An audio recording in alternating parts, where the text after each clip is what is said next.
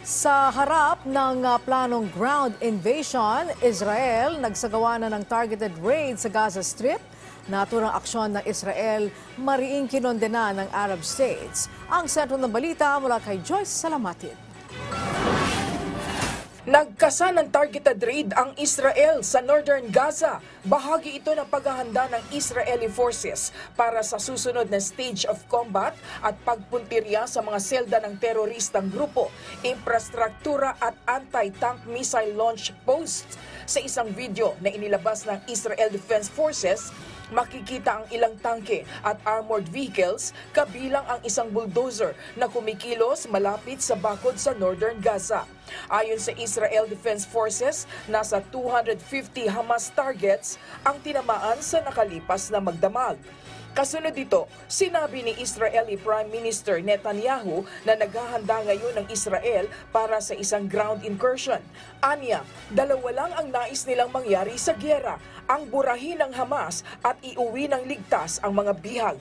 Samantala, 9 na Arab countries naman ang sabay-sabay na kumondena sa pagpuntirya sa mga inosenteng sibilyan sa gitna ng nangyayaring gulo sa Israel at Gaza. Sa isang joint statement, ipinanawagan ng UAE, Jordan, Bahrain, Saudi Arabia, Oman, Qatar, Kuwait, Egypt at Morocco sa United Nations Security Council na mag-enforce ng agarang tigil putukan sa Gaza Strip.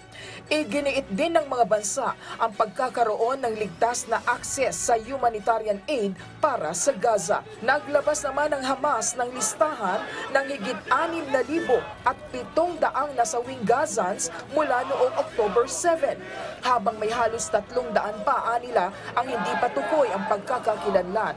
Inilabas nila ang listahan para ipakita sa mundo ang katotohanan sa anilay genocide na ginagawa ng Israel sa kanilang mga mamamayan.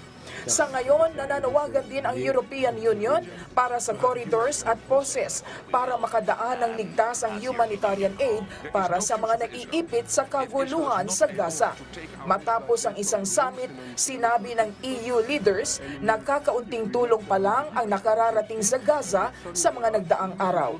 Batay sa tala, pumalo na sa mahigit 7,000 ang bilang ng nasawi sa bakbakan ng Israel at Hamas. Joyce Salamatin para sa Bayan.